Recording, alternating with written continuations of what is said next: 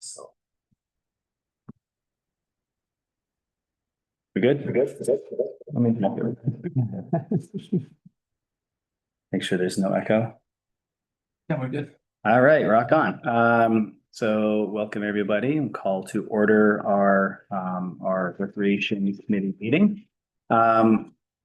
So first topic is to approve last meeting's minutes. Everybody has gotten a chance to look through them. I will entertain a motion I move it. Accept the minutes. of last meeting.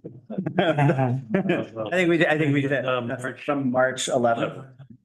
I'll second it. 2025. Okay. Any discussion? Points of clarification? I just had one question. I thought that we elevated somebody, He put himself as chair. right, but didn't we? I thought we had. No, so we were in midst of elevating and then he came in and saved the day. It was like 3 times. But we didn't. The train. So it didn't happen. Gotcha. Yeah, it looks like because it was. Yeah, we didn't need to do it. We did not. We didn't need to do it. We did, Correct. we did nominate Doesn't matter. somebody. We took it back. So I do have a point of clarification then. So there were 1, 2, 3, 4, 5 full members. Did we elevate 2 associates to vote? Because I noticed all the votes were 7-0 in favor. The typo. Or was it, These were- or was it 5-0? 11, so we have 1, 2, 3, 4, 5, 5. Yeah. That's gonna be an amendment. So, 5-0 for all. yeah, 5-0 for all of the votes that were. I should make a new motion to approve the minutes with the recommended or Yep. suggested amendment. So moved. Second. Okay, any additional discussion? All right, nobody is online, so we can do. Yeah, nobody's online, so we can, I think, just kind of go roll call in the room. So we'll just go around the room. Rich? Here. No, Oh, voting for this. Oh, Oh, yeah, we we already didn't did. take attendance, did we? But we're voting on the. Yeah. So yes. Yes. Yes. Yes. Yes. Yes. And Kate, Kate, yes. Eric, yes. And I'm 4, 5, 6. Okay, 6-0. Don't believe anybody is here for public comment. Am I correct for that? Can I do a quick one? Yes. Brief. I just want to thank the committee and update everyone. So we're in the middle of our 34th Reading Tennis Open. That's awesome. We had our singles division last weekend. We're scheduled to have our doubles weekend this weekend. Singles Saturday, half the day was rained out, so we take it indoors. We had 35 teams for singles last weekend. This week with doubles, we're scheduled to have 70 teams play, which is probably, that's one of our highest in 35 years. So it'll be a busy 2 days. Thank you, Jim, for permits and stuff. And so, yeah, it's still going strong. And thanks for your. Congratulations. Yeah. That's awesome. Yes. How's the parking been there? Right, We. push people to the. Yeah, we pounded on them. They Perfect. get hit over the head with emails Appreciate it. and I'm usually out there like, no. Go. Perfect. Yeah. Yeah, we try and be good neighbors to the Didn't get neighbors. one complaint, so. Oh, good. Okay. Kudos. Anything else? Okay, moving on, amplified use permit request. We have. We do not have any. The one I had, we approved Okay. in March, and that was for Town Day, which is this weekend. All right, so that's easy. Moving right along, cruising here. Next one is update on formation of the master plan committee. So for those of you who are unfamiliar, the master plan committee is a group that is currently being called to order, so to speak. They're forming, they've invited members of various committees and select board to participate in master plan planning and kind of getting that up and running. the master plan was last, I believe, kind of implemented in 2006, based on what I'm seeing here. So it's kind of overdue for an overhaul. Recreation Committee has been asked to put somebody onto that committee, similar to how I ended up on the CPA last year that I've continued to work on.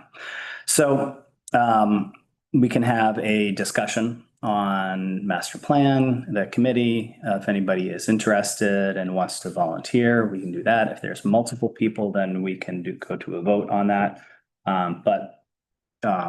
You know, do people have questions on what the master plan committee is, what it entails? So this is being asked for the select board, they report to the select board. Yeah, so Duration. yeah, so it probably will be about a year of overall planning. And then they actually put together, there will probably be a secondary committee after that, it'd be my guess, to actually start to implement the strategies and the pieces put together. I was looking through, you know, back in March when they first started talking about it. It's a huge document. If you look at the master plan, it's over 200 pages. And it includes everything. It's transportation, services, open space and recreation, economic development, housing, natural, historical, cultural resources, character and identity. So it takes a long time to pull all of those pieces together in terms of having a master plan for the town that is inclusive of all of those things. And then obviously there's pieces and parts of it that need to be implemented ideally. Obviously not by one particular group, but then by the various committees that. Does it include schools? So schools are, I did see that schools are included in terms of like, in terms of making sure that some of these pieces are connected to it. But it's not necessarily, it's not a directive for the schools, right? It's not encroaching on the superintendent and the district and their plans for the schools. But it's a great question and it's a good distinction, but it is mentioned several times in terms of like how we can support the excellence of the school system through all of the other pieces within the master plan. So this is different than what you've said, than the Birchie. Yeah, this sounds like this is the town master. Town master. This is the town master plan. This is it. This is for the whole town. Yeah, it's a, you know, there's always a, you know, there's always you run the risk of like overreaching and thinking way too big that, you know, how can we have a one document that comprises everything? It is. I would point out as I look through kind of what was set up, you know, 20 years ago, a number of the things that they set out to do ended up coming to fruition. A lot of things that were kind of identified as hopes and wants and dreams didn't. So, I mean, I think that's probably true with any master plan. You know, there's going to be some low hanging fruit that's identified that you can kind of move on pretty quickly. There's going to be some bigger picture things that, for a number of reasons, and it might be limited by finances in the next few years, and what we can and what we can't do. But it'll take a while. But so this is an opportunity for somebody who wants to, you know, contribute to the formation of the master plan. And, you know, they'd be a liaison giving periodic reports back here to the Recreation Committee. We would then provide our feedback on pieces that are relevant to our kind of. Do you know who chairs it, Eric? Is think there a position that chairs it as opposed to? Carlo? Or I'm not sure. I think Carlo might have reached. Is it run by CPDC or? Carlo run by- Richet? No, it's run by the select board. Let me just see if, And does that have to be a full member or or can an associate join? I think it does have to be a full member, but I don't want to say that with certainty. In the early stages as well, right? Mm-hmm. So it formed in 2006 and it has been ongoing since then? No, so 2006 was the last time the master plan document was like created and released, which means that the formation of the committee was probably a year or two before. Simple agenda would be that we'll be formed to update our master plan and will take 1.5 to 2 years with the help of a consultant. So.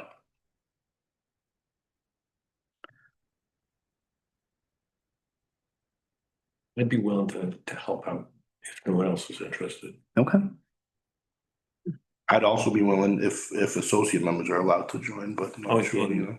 That's a good point because I'd be willing to help out if I'm still a member. Yeah. If they don't reject you, I think there was you were up, I was up.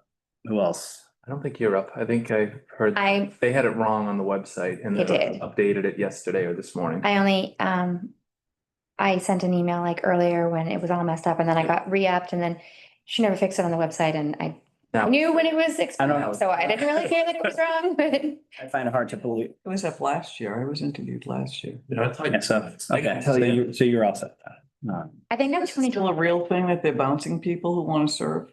So Eric, I think you're up. I don't think so. I've already had my Melissa, conversation, which took a grand Michael. total of 4 minutes. Laura's not anymore. You're 26. Kevin Lee is up as well. And Kevin was an associate. Yeah. So, because we don't have any. Is anyone not coming back? I have not heard. Can these two kind of tag team share? Why can't both attend? I can add, yeah, Or you Yeah. can't make it? Yeah, I don't think we need to make a vote today. I think there's a lot of information still out there that we're Mhm. trying to figure out. So I think it would probably be in the best interest doing it after yeah, everything's final with Yeah. new associate members or. That'd be great. that's fine. Just any, Yeah.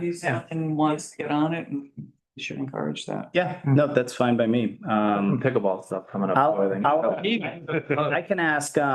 I can ask if it's possible to have have a couple people to rotate so that we, with the idea that, hey, that way we never miss Well, meetings. and- Right?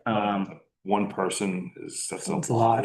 Yeah, Right. It's a lot, but for me, I have the recreation committee and the CPA and Yeah, that, yeah. just so happens that my meetings were like last night and tonight. So Yeah. my week has been a little wonky, but Table it. In my recent Yeah. experience, recalc, there are times in that sort of thing where all of a sudden there's a lot of work yeah, Yeah, and, it'll get busy. You'll have a lot of extra work outside of the committee. right. Do homework and research and. Yeah. Okay, so let's kind of officially table this until I can get clarification on if we can kind of have a rotating couple folks and if it's all right if an associate member does that. But thank you both for raising your hands. Appreciate it. That brings us to the next topic, Sturgis Park footbridge. And we have Chuck here.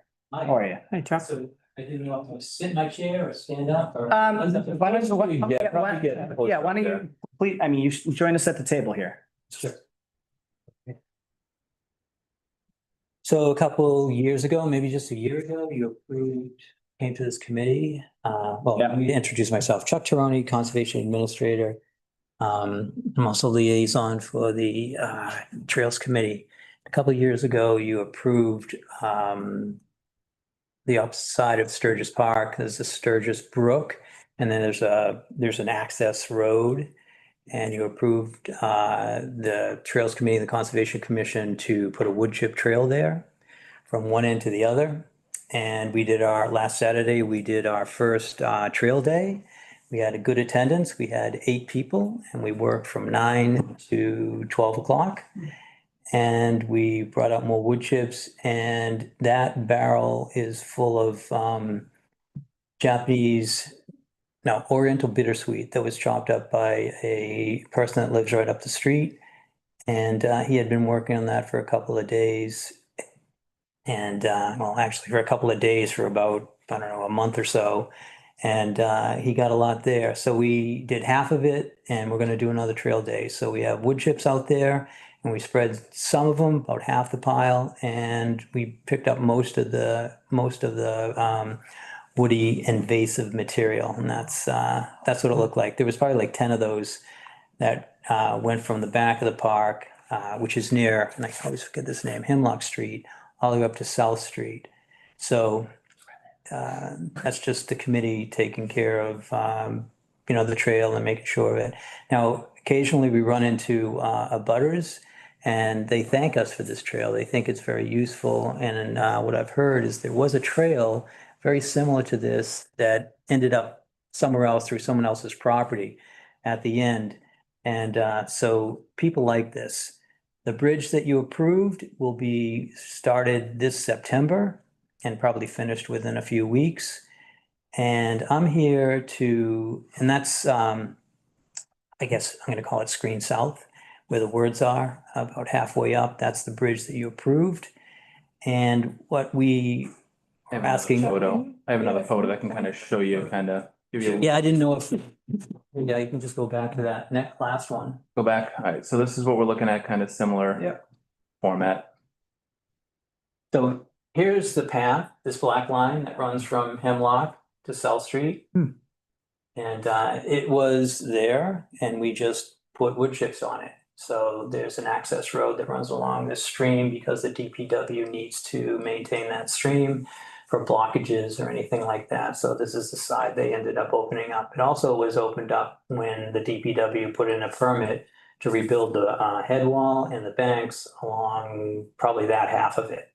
And so that's pretty much an established pathway that's about the size of a vehicle. Further up north is just a path and it ends right at this point here.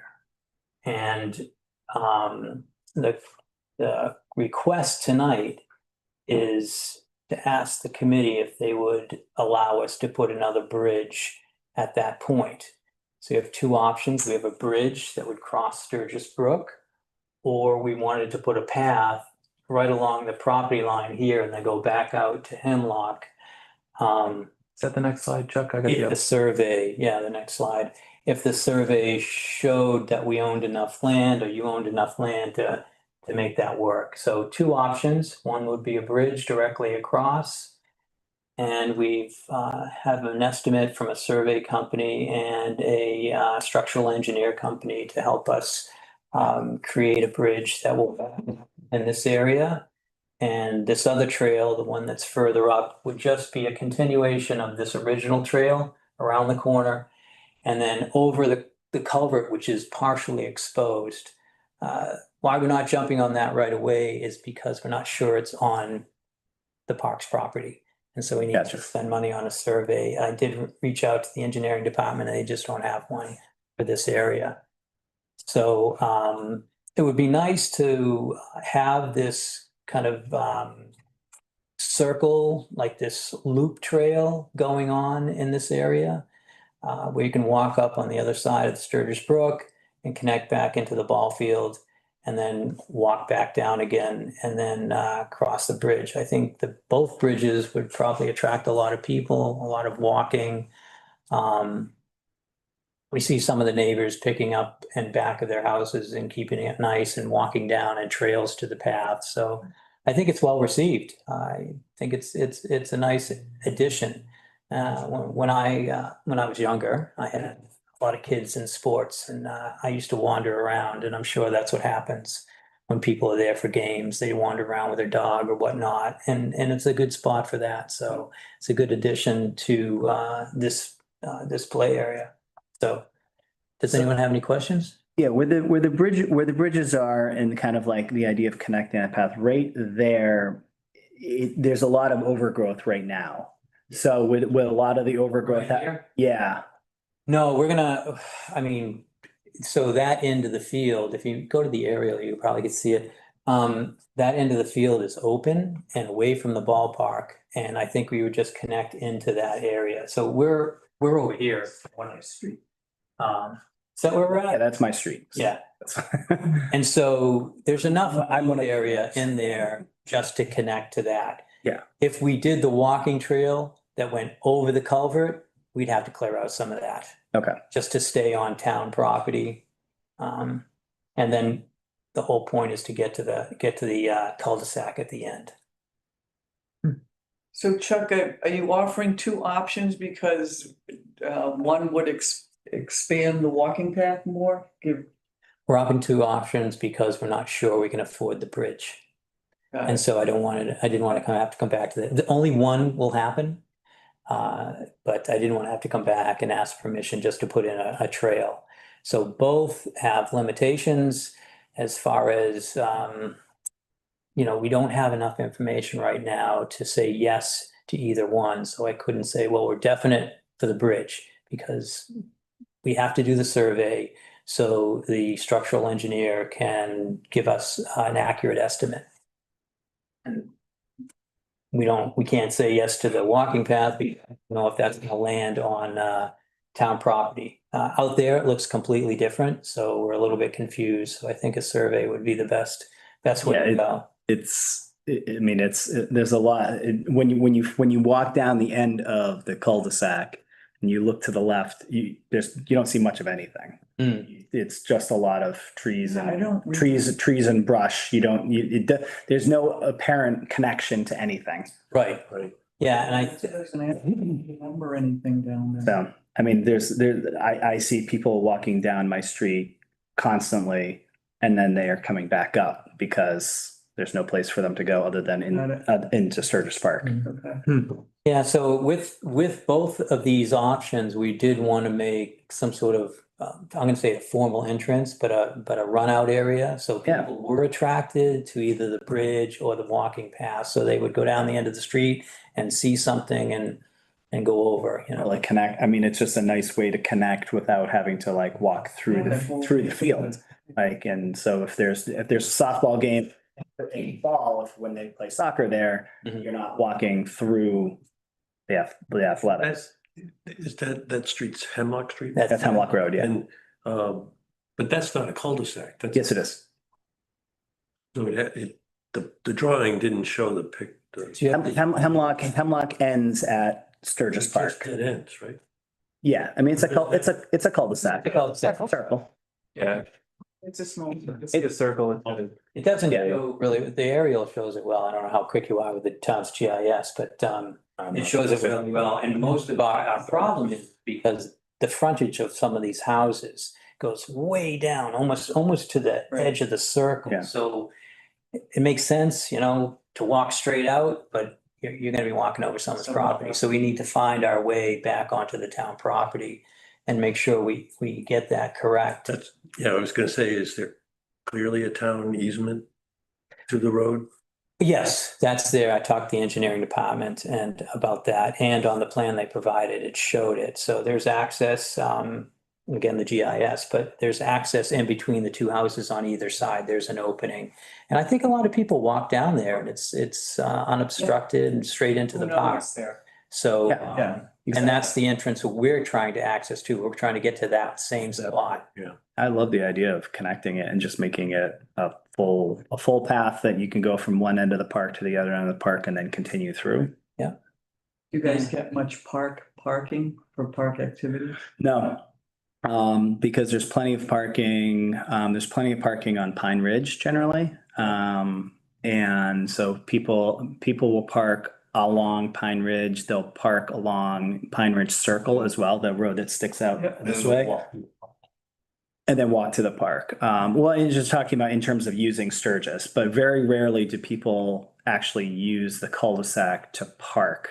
I've seen people drop off kids and then leave. The people walking the walking path though, are they just neighbors or do they park there and walk? No, it's all local traffic. It's almost all local traffic. It's families. They put these in a lot of neighborhoods, and people are worried about, cars parking all over the street, Hunt Street in particular. When we did Let Thompson Morgan, that was a big concern about people parking and blocking the street. But it turned out, even with that beautiful $5 million project, it's just neighbors, it's abutters, it's direct abutters, and there's cars that come in and out all the time. We have 3 parking spots. It doesn't seem like there's ever a problem with parking because people are only there to walk around and then leave. Yeah. It's Sturgis is a nice little park. I wouldn't call it like an attraction, right? It's not like, oh, let's go to Sturgis Park and have a walk around. Yeah. Until we get CPA, right? When that happens. I'm working on that too. There's also parking down here by the pump station. That's really an asset to the entrance of the park, Right. and this walking path, so people can park along there and then in this spot too. There was a game on, was it Friday? It was Saturday. There was a game on Saturday, so we, didn't seem like it was filled up at all. I didn't see a problem, when we were there doing the work, so. So is it, That's the proposal. It's, Michael, This looks great to me. Yeah. is there a specific ask for tonight? yeah, the ask is to approve both the trail or the bridge. And I'll update Jim on which one we go with when the numbers come in. And that's really all. I mean, you said yourself, it would be nice for people to be directed in there. If we could put a sign up that said trail or something Yeah. like that, something simple. Yeah, I think in the aftermath of the project, that should be pretty Yeah. straightforward, right? 100%. Yeah, I walked it with Chuck, I want to say, was it March? I Yeah, went up there, walked it, and it's a nice little spot. I had no idea it existed out there, and it's a nice, maintained path right now, and it does make sense. You get over there and then you gotta go back all the way around where I'd love to just cut out and. and of course, it's for dogs and bikes and whatnot. I mean, that, you guys don't have any restrictions on that, so someone could really just come off that road, go right down the wood Yeah. chip path and then right out to South Street and not go through your field. That's right. And do you have the funding for this already, or how does that work? We have the funding. Yeah, so it's, one of the, a gentleman came to the Trails Committee and the Open Land Trust Committee and made a big donation to both of them. And they have that. Plus, we're getting the wood chips from the town, Forester or Mike Hannaford. And the rest is just labor. And so that's Conservation Trails and what did I miss? Conservation Trails and Town Forest is all about volunteers. We have our groups. The only maintenance would be DPW or the tree department if a large limb came down. Yeah, we would call Mike in. This is getting taken care of right now by Conservation with the help of the Trails Committee, and I would expect that to continue. We're not asking for any help doing that. I mean, this is really what we do. We'll just do a trail day every year. And well, if it needs it, and then go from there. But if a tree comes down, it is always Mike Hannaford that would take care of that. But I always have to remember to contact you too and let you know.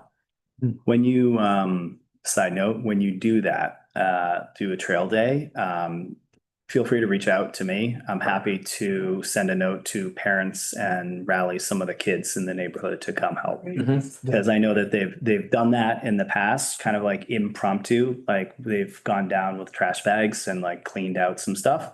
So I'm sure. Trail and a park day, you can be the park side, you take Yeah. care of the trail in the park and Yep. those areas where the rink is and there's that, they get stuck in those weeds. Yep. That'd be wonderful.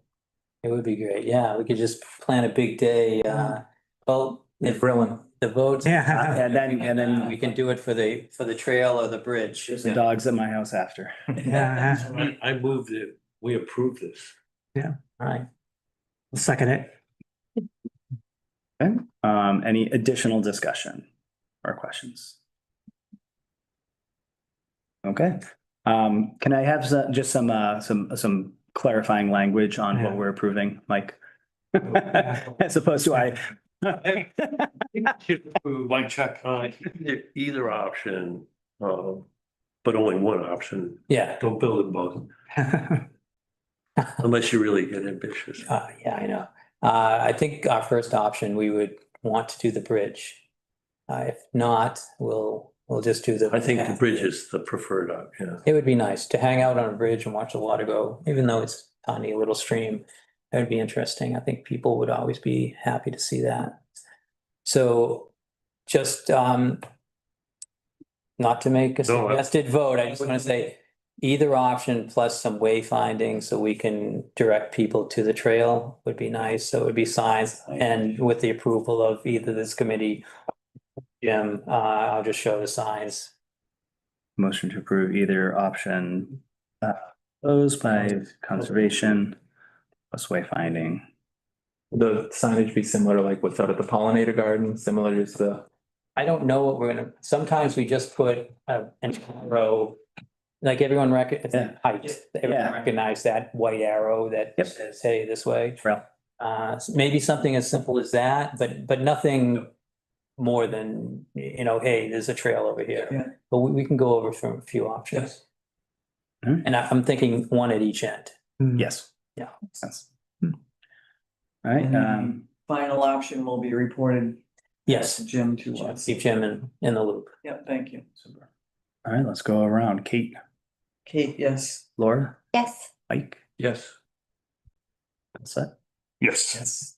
Yes. Rich, good, all right. I vote yes as well. Thank you so much. Yeah. I think. Straight. Yeah. Thanks, Jeff. Okay. Next, we have Birch Meadow Phase 2 updates. Right. So last we met, I think I filled you in on our Birch Meadow Phase 2 community meeting, where some things were brought up. And one of them that we need to discuss is potential of lighting on the courts. There's gonna be lighting on the courts. At the CPDC meeting was brought up as well. Some of the folks who live in the area are concerned about basketball going on too late. Right now, the select board policy is lights out at 10 o'clock. I mentioned to the community at that forum that we'd have a discussion with the recreation committee, because you guys do set policies. To have a discussion about, do we want lights going off earlier at those basketball courts so that there's not balls bouncing until 10 o'clock. Tennis lights are on till 10 o'clock every night there. I don't know if we want to change our policy. CPDC, one of the CPDC members did bring up that if kids want to do anything after 9 o'clock, play basketball, they got to go to other towns like Wilmington. So they weren't opposed to keeping them on at 10, but it's up to y'all what you want to do and guide me where you think makes the most sense. I did reach out to our landscape architect who's going to be designing this facility and asked if there could be a timer or a motion sensor on these lights, because they may not be used sometimes. So they do have systems where it's almost like when you're running a hot tub, there's like a crank on for 30 minutes, or it can be motion activated. So there are systems that do allow it to be turned on, and then it will go off on a timer if it's not being utilized as well. So I'm kind of looking at some guidance for, do we look to change it and have it go off at 9 o'clock? Or do we keep it as is to be consistent? I say consistent. Yeah, I was gonna say it's the same thing. I think if the tennis courts are at 10, basketball should be at 10. Yeah. Yeah, and then all of the.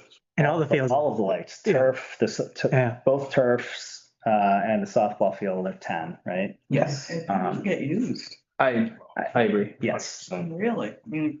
I agree. Courts, I mean, I'm surprised people are down there at 9:30, 10 o'clock still. Yeah. Hitting the ball around, so they get used.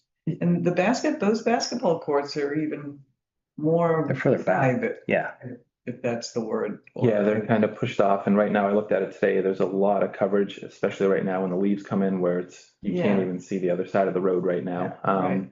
I think with that too, and just to make the neighbors feel comfortable, like, I don't plan on having leagues there at 9 o'clock and there's Right. whistles blowing, and Right, there might be some adults that get competitive, it could be a little louder there than say tennis. So I mean, if there's some little rules and regulations we need to put in there, I'm fine with that, but whatever you guys think as far as how long we should keep these lights on, I am happy to move forward with it. I think we leave it at 10 and, once it gets built and they're there, if we start to hear chatter, then we can reassess at that point, but. And it's always, Jim, if there's chatter or Mhm. whatever, you can talk to We that can- basketball community, Yep. like, hey, a little better behavior and then you're Yeah. good for 10 o'clock, otherwise we gotta. Yeah. And if lights are on, people are less apt to be misbehaving as well. Yeah, Mm. I mean, I think it'd be great if there was some mechanism for motion detection Yeah. or something else, Yeah. but especially with, I see a lot of young people playing at the courts down in Memorial, Mhm. and they would play into the evening because they're Correct. not, they Right. don't, they're Yeah. busy during the day. Yeah. Right now, it does call for 2 lights, so something with tennis, we couldn't do this because they're all set up around there. If you have one Right. person on a court down there, you can't shut a light Right. off down here. It wouldn't be safe, so. All right, I didn't put anything to vote on here. I don't know if we need to go to a vote since we're staying consistent with it. I think it's just I consistent agree. with existing policy.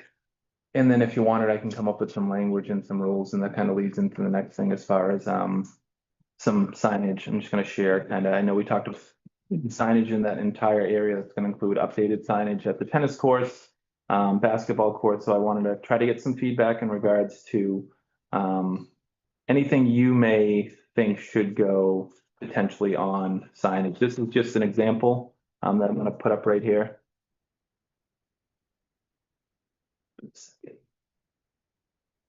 So these would be high-end signs that are, one second, I'm gonna zoom out a little bit. On the fields, the ones we have right now are aluminum, and they are worn, the ones at the tennis court. So this is just a sample. This is nothing set in stone. There'll be a few of these. I can see one being at the new playground, one at the tennis courts, one over at the basketball courts as well. I'm not sure if anyone has seen anything that we should be putting on these signs or anything different that should be taken off of these signs. Chalk will ruin this. Oh, I'm sorry. Did you raise your hand? Okay, Oh, it's all right though. chalk will ruin the surface. It can eventually, it can wear, any rubbing is gonna do something. I mean, I'd rather them not get too chalked up. I think it happened down at the Bancroft tennis courts at one point where chalk lines were being put there. It does, what'll happen too is kids will come out with chalk and then it crumbles up and that crumble stays on there. And then it gets wet and it gets mushy and then it becomes almost like a rock that's on there, and you could Or slippery. be a slipping hazard as well. Okay. Again, these are all just suggestions that they've done at other parks as well. Yep. So I forget how these are fenced, but it'd be good to say no dogs. There's no fence. No, sorry. I was looking for that. I didn't see. Birds, the goats. Make it general.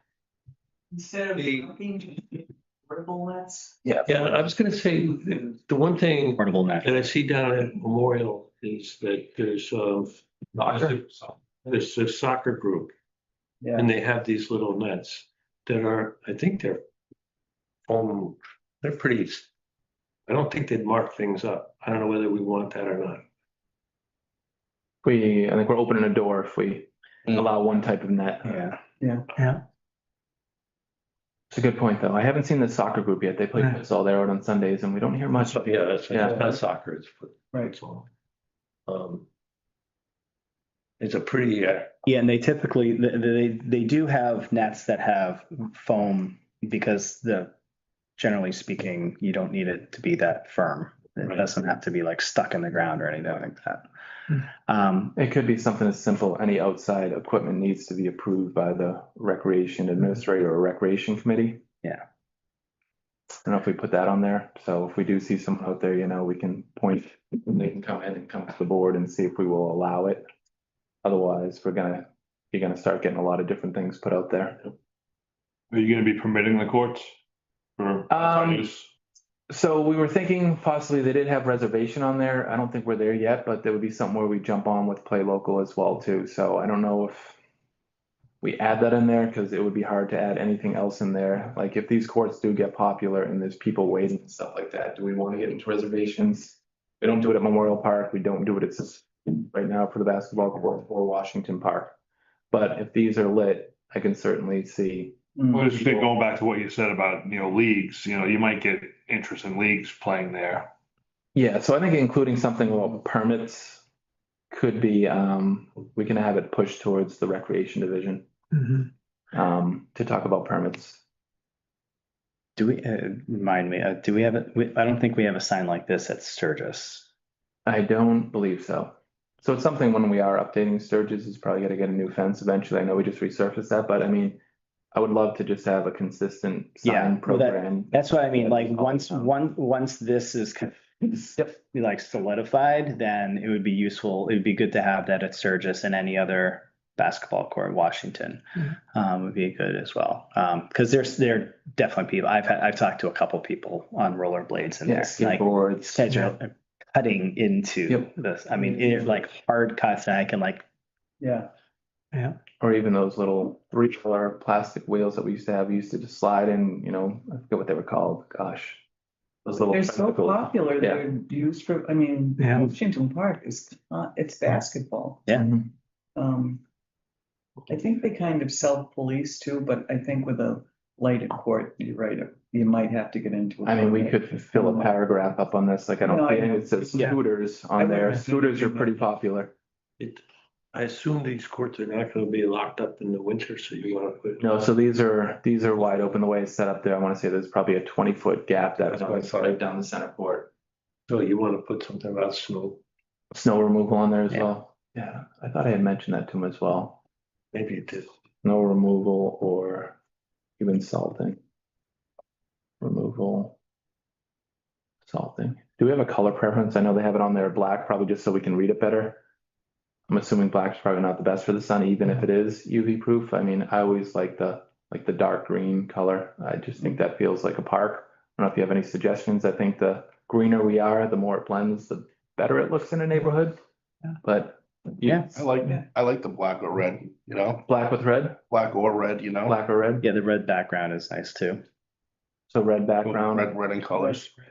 bright red or kind of that It's maroon like the- barnyard. Like the darker, Yeah, It's like Yeah. a dark one, kind of like the shed we have that we Yeah. put out over there. So like a barnyard red. That's what I've been going with, even with our dugouts and stuff. We're trying to do a nice barnyard red or brick red Like the street signs. Yeah. Yeah. Yep, exactly. with white writing, probably White. black would probably blend. All right. But as this continues, I can update you. And I think we need to get signage even for the pavilion, just with the hours of the pavilion on there as well, and telling people to push the door opposed to grab the handle and think it's always locked, which it is not locked. So if anyone asks you, it opens at 7 a.m., automatically locks at 10 p.m. If the handle doesn't move up and down, push it. Hmm. The handle's not moving. So again, I've been looking with facilities too. I think we just need some push plates on that. Yeah, Maybe we just remove the handles The and handles. cover it up. yeah. Let's save a lot of phone Yeah, calls. good idea.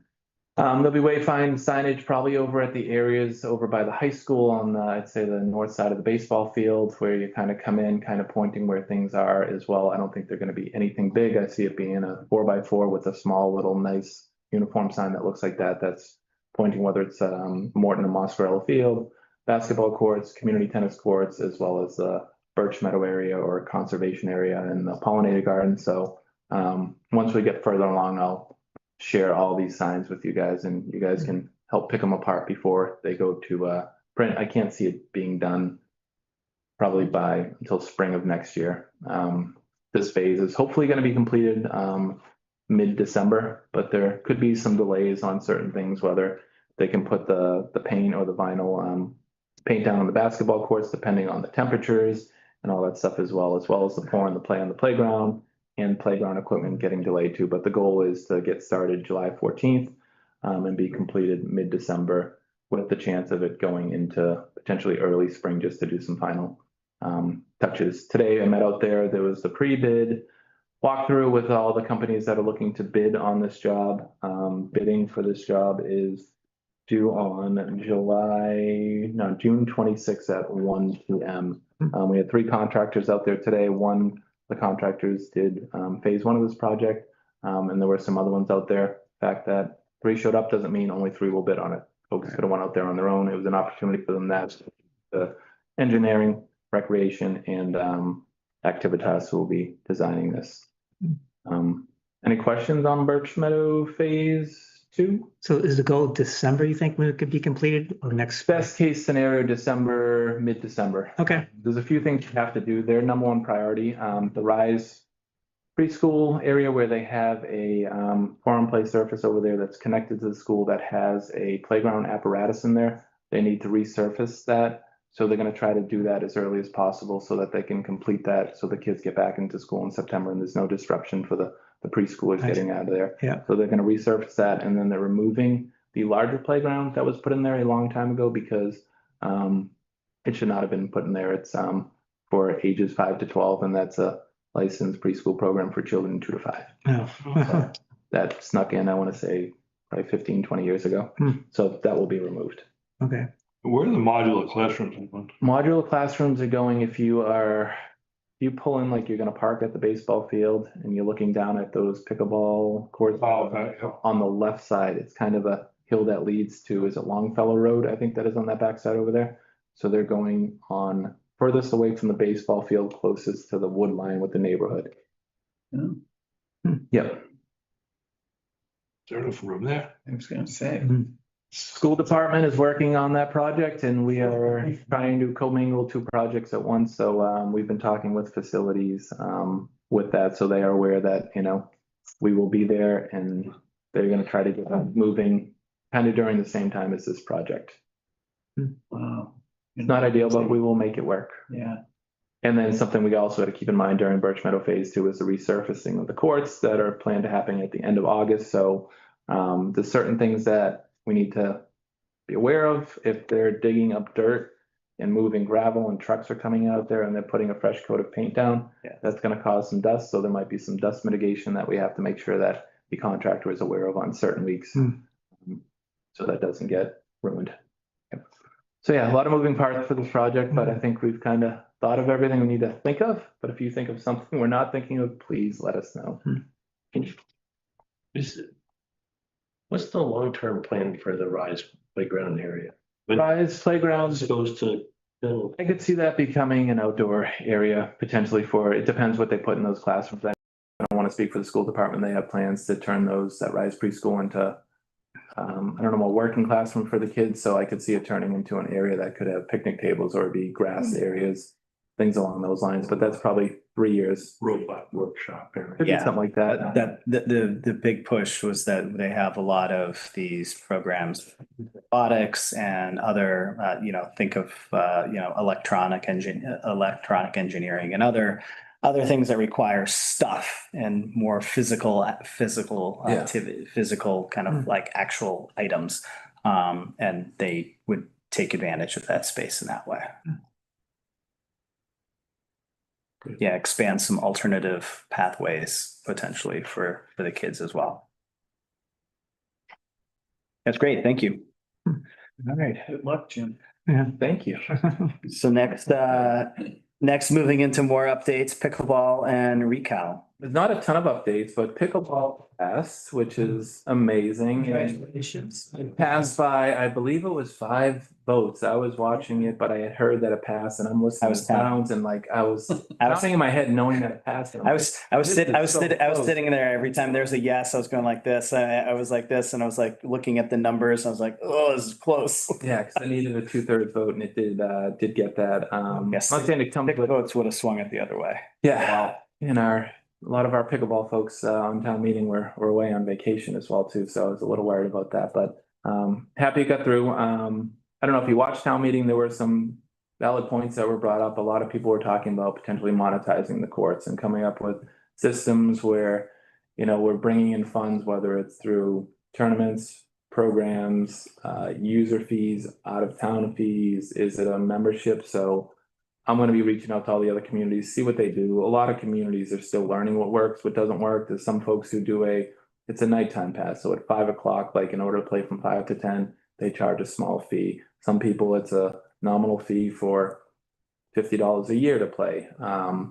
With that, there's going to need to be restrictions as well of how many we give out, how many residents, non-residents, in my mind, if we are doing a membership, they need to pay more to come in as well, and they need to be limited. How do you police that? Key card? And then there's policing that needs to go on. So there is some software. When we had opened up the community tennis courts when I was here back 20 years ago, we actually had a monitor that was down there that does cut into some of the funds because you are paying someone that is down there as well too, that is checking them and making sure people are following the rules and they're on a court if there's a wait list to move on. In Winchester, we had clay tennis courts. We had to maintain those and we had to have a gate monitor down there as well too.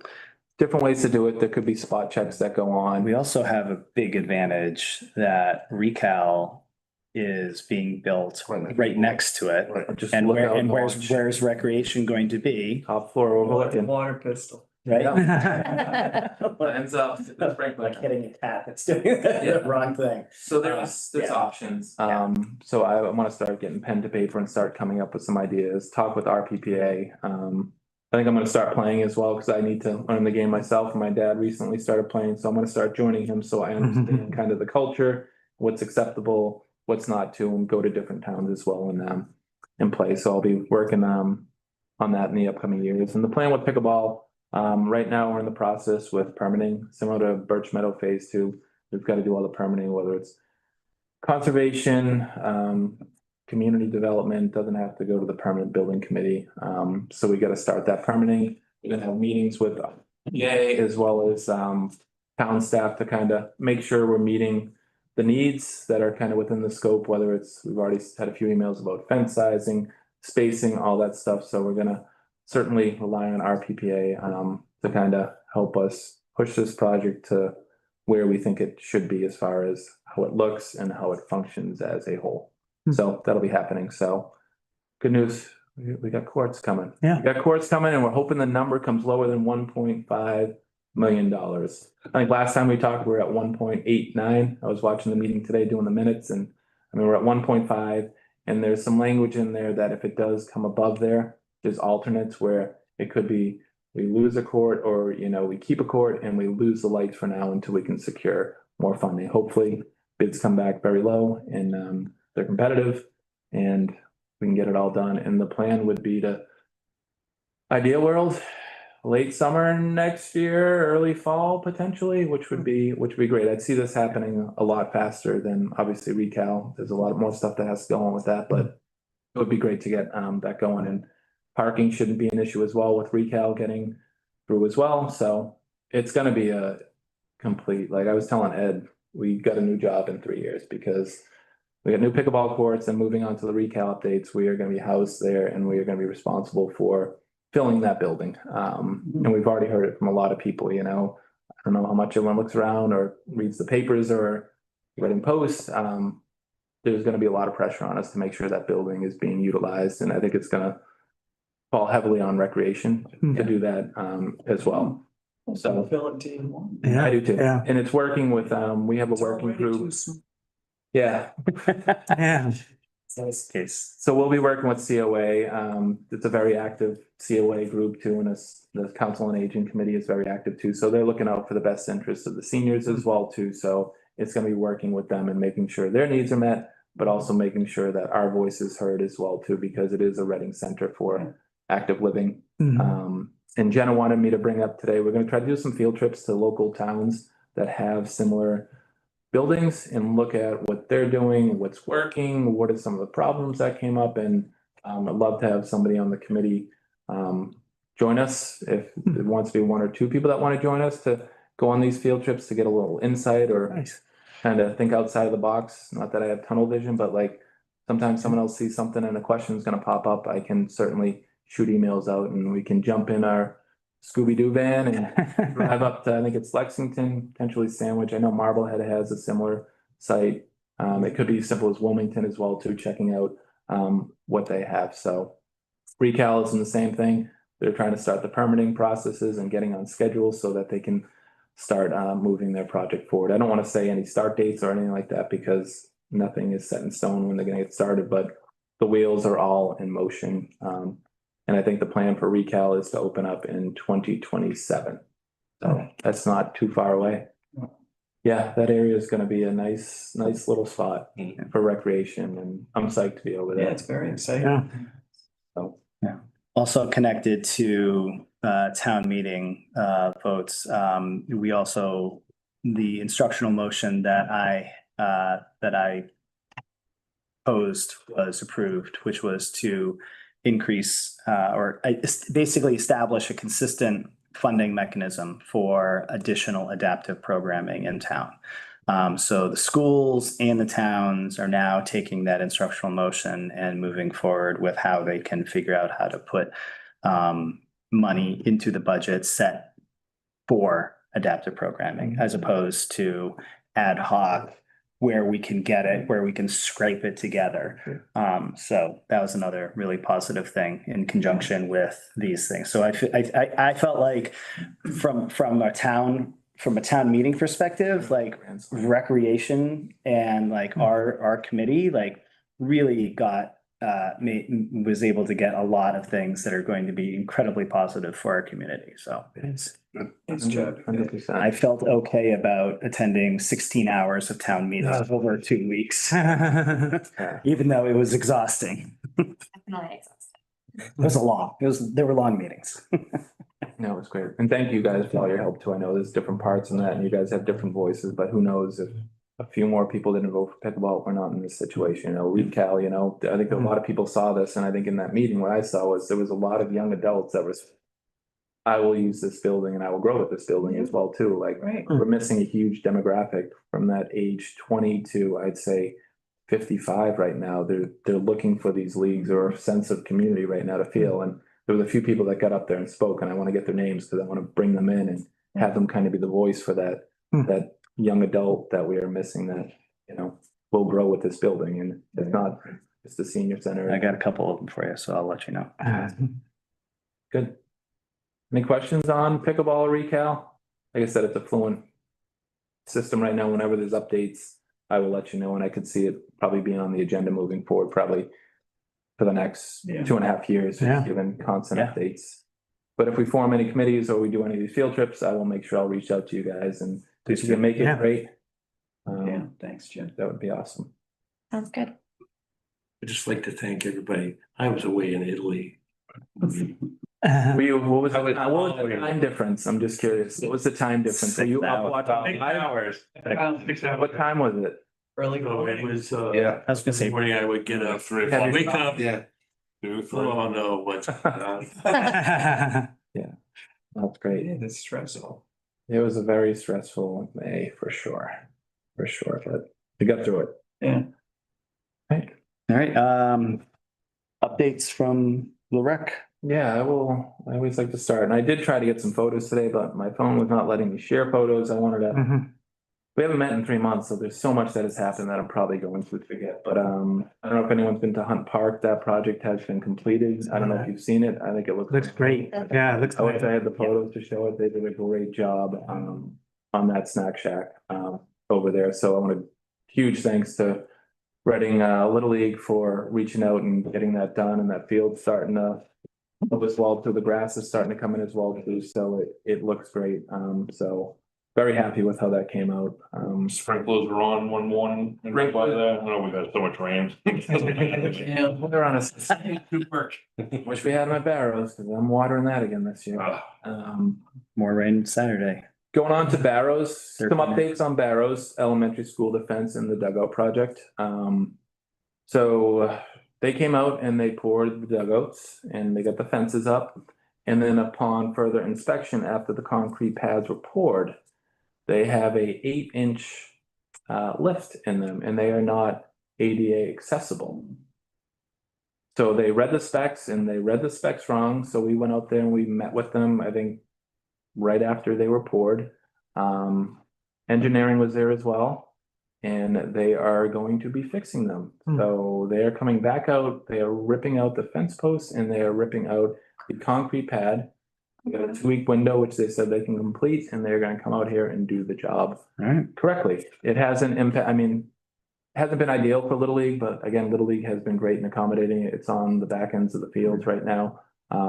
They have been using the field, but we paid for a certain job. We had our specs. They messed up. They're coming. No cost extra to the town. That's good. They're taking care of it, and we're getting what we have paid for. So, and the new dugouts haven't come in yet. There was a delay on benches as well as aluminum that's going to go on the top. So once they get this pad in, they're hopeful that at the end of this month, the dugout systems will come in as well. Right now, they have benches there. Those are only temporary that we asked to put in just for the time being, so the kids had a place to sit. So they've been great. They've owned up to their mistakes. Engineering's been good. They did a great job helping handle that. It wasn't an easy conversation to have, I'll tell you that right now, because it's an expensive mistake that they made, but they're being good on the word and they're taking care of that. And Little League's been great working around schedules to get them in there. Also on Barrows, I think I mentioned a few meetings, we're trying to get rid of our black rubber mulch. Mhm. Barrows will be our first one that we're gonna be doing. We're gonna be starting sometime after July 1. I met with a resident who lives over there that has children that go there, and they've kind of made me push it a little more. I think they are a lung surgeon or a lung doctor as well, and he saw it and he's like, this can't. I mean, I agree. It's starting to wear. This rubber mulch is getting on all the kids' clothes, their hands, and it gets scattered across the field. So working with DPW, The biggest cost we're dealing with is the disposal of this rubber mulch. We've gotten some quotes. The quotes are close to $7,000. DPW has said that they will share the cost of the removal, so they would pay $3,500 to do that. Speaking with the highway department, Jeff Cummings, he's more than willing to do the labor and bring in a Bobcat and get that mulch out of there. And this parent is willing to volunteer to help. There's gonna be some sand and stuff like that. We gotta be careful. There's a sand base down there, and the more sand you get, the more pounds you get in the dumpster. That's gonna bring that cost up. So they're gonna help, whether it's, raking some of this rubber tires away from the sand so that we might be scooping up with our hands just to save a few dollars on no sand going on there. How are they proposing to get rid of it or scoop it up, not shoveling it? It's gonna be probably raked into piles as far away from the apparatuses as we can get, so there'll be a lot of manual labor with DPW. Like those landscaper machines that suck up the leaves, So we did reach out to DPW. They have their sewer sucking machine that they thought they could do that, but where it's located, he's afraid of putting that truck because there's really no way to get in there because it's kind of sitting down on a hill, and then to get around there, it's up on a hill too, and he said he wouldn't be comfortable bringing that.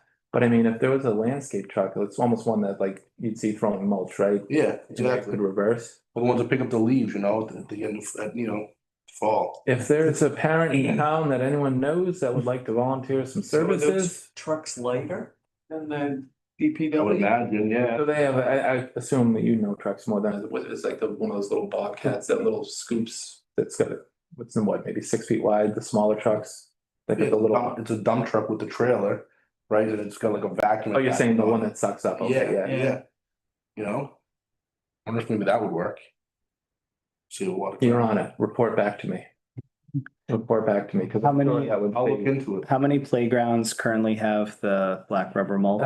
We have Joshua Eaton, we have Sturgis, we have Memorial Park, Killam, not touching Killam. I'm not gonna waste my time on Killam. No, That's it's gonna go away on its own. Birch Meadow has wood chips.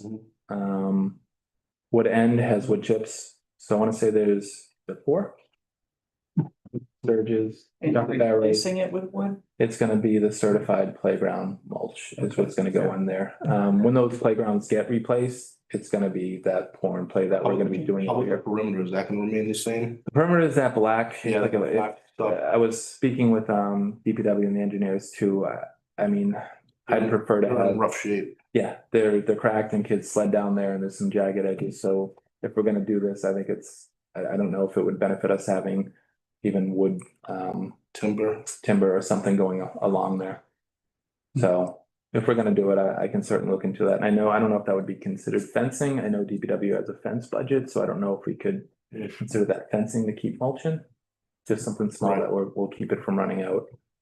So we're gonna be starting in July. Worst case scenario, if we can't figure out a border, we'll leave it as is, and that's something we can go back and replace. And I mean, if that wood fiber does break down, When which you is nice. replace it with the certified wood chip, right? How thick of a layer that goes down? So 9 inches.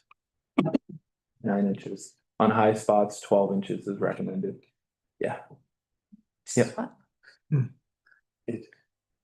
I know that they sled there. Yep. It's changed a lot since my kids sledded there.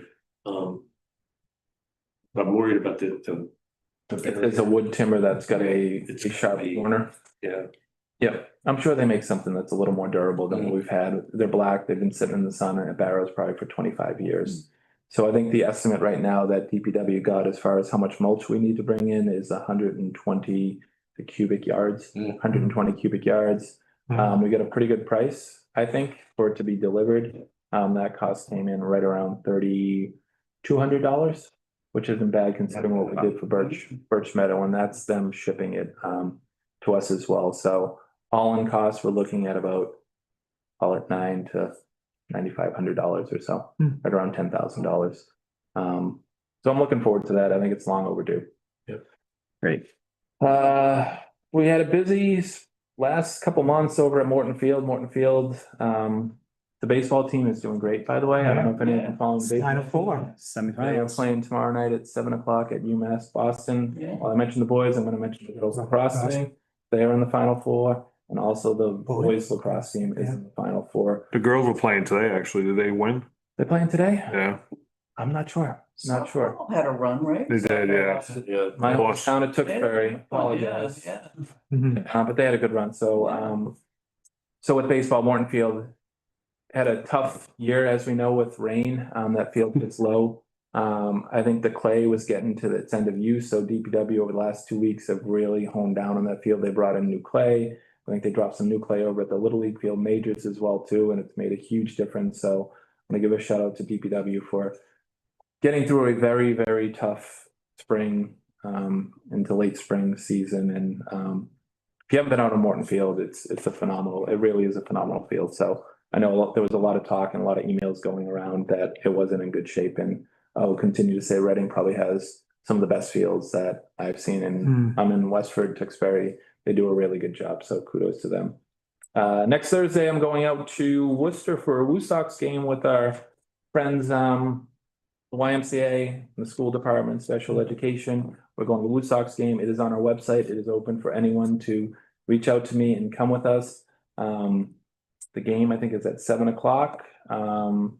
We are having, I think, a few of the students go out there and they're going to be throwing out the first pitch as well on the field. So they're excited. I think a few of them are a little nervous. So if you see me out on a ball field this week with my glove, that's what it's for. So we're looking forward to that. I think we're leaving here at 4:00 on Thursday, which is Juneteenth, and we'll be back here hopefully by 10:30. Woo Sox games are fun. I don't know if you've been to one yet. Yeah. They do a lot of fun interactive stuff, so it'll be good for the kids to get out there. But like I said, it's open to all. I think it's 13 plus to young adults. So if you know of anyone interested, jump on the website, let me know, and come on down with us. Pretty sure Reading won.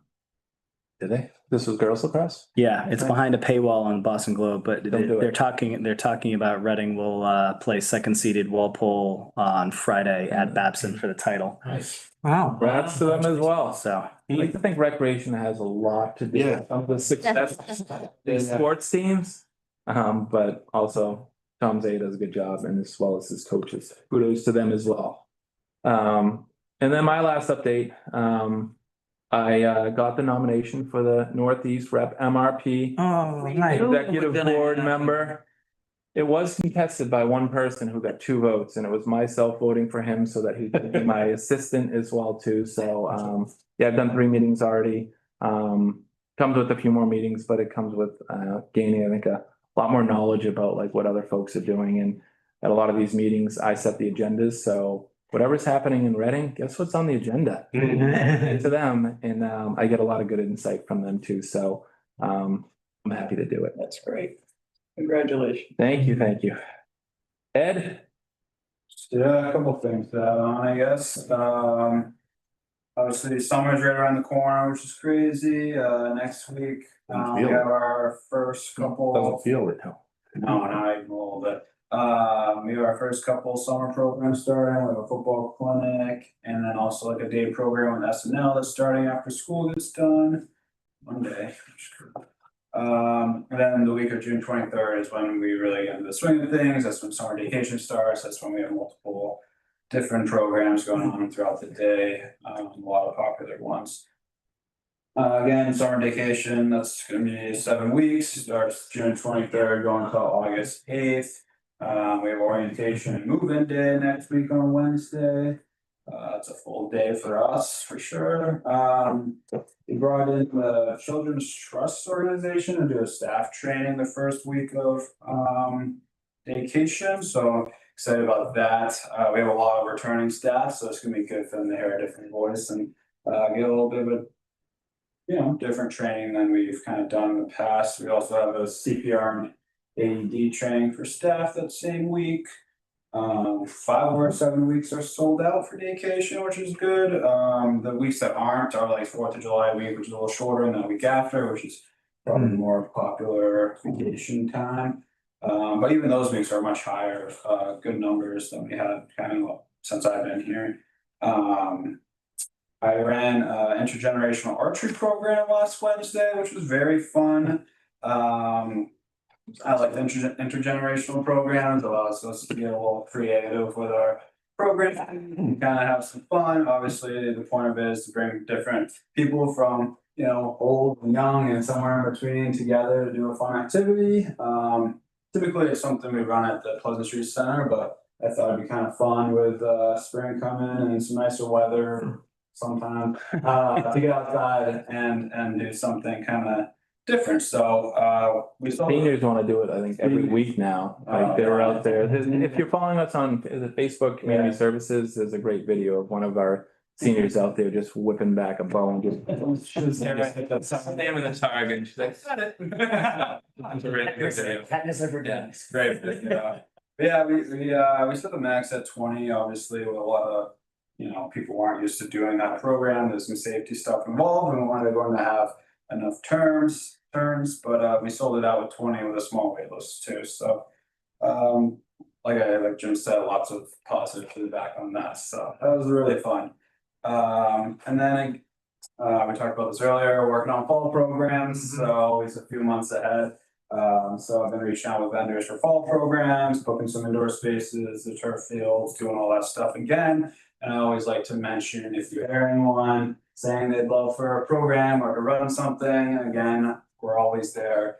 You can call me, we can talk about it, see how we can get it done. So it's always an option, whether it's you or whether it's a friend or someone in the community, just let them know we are here for them. And I know what was brought up last meeting too. I know Ed's reaching out to other communities with inclusion that you said. I was gonna say, I saw that you guys offered it. I was gonna thank As you. far as like making sure we're not duplicating what Yeah. Bill Rick is doing or North Reading and things like that, so that we can pick up more kids, you know. Yeah. You go to North Reading, we're doing this in Reading, so he's gonna be looking at that as well for our fall season, so we don't. That's what I wanna. Thank you. Yeah, Is the field house floor? Project just started last week. So started last week and the plan is for it to be, they're saying mid-September, but planning for October. It's Xed out on the facility calendar. So yeah, they started, Will you be able to run all your normal programs? not this summer. No, I mean. Yeah, our biggest one is our Sunday basketball program. So as long as we're in there, when do we start? First weekend in December. December. It's after Thanksgiving, So we're all right with that. Yeah, shouldn't be. And we've certainly been affected as far as numbers wise with not being in the field house with that, whether it's our basketball program, our volleyball program. So numbers are a little bit lower just because we are going in a smaller gym and we have to set it up so that we're still reaching the same amount of kids, but some of the hours have been shortened. So it might be the younger kids coming over and I'm not sure we have Parker or Barrows. Barrows, so we can't fit 100 kids in Barrows at once, so we had to do like a K-2, 9 to 12, and then from 12-15 to 3-15. It's the older kids, so it's certainly going to take a little bit of a hit this year, but we'll figure it out. We'll be all right. We'll be all right. Excellent. Fantastic updates. Thank you very much, both of you. Ed, I'm gonna suggest that maybe next time you can join us at the table. Yeah, no. We don't have to sit in the corner. I have his review this week, so. Okay. So we'll make the review went based on if you're at the table next month. I'm showing up every time. You are always welcome. Okay, Make a motion to adjourn the meeting. Second, all right, I go around the room. Aye. yes. Bye. Aye. I said yes as well. Thank you very much. Thank you. 7:45. On the dot, nailed it. Busy.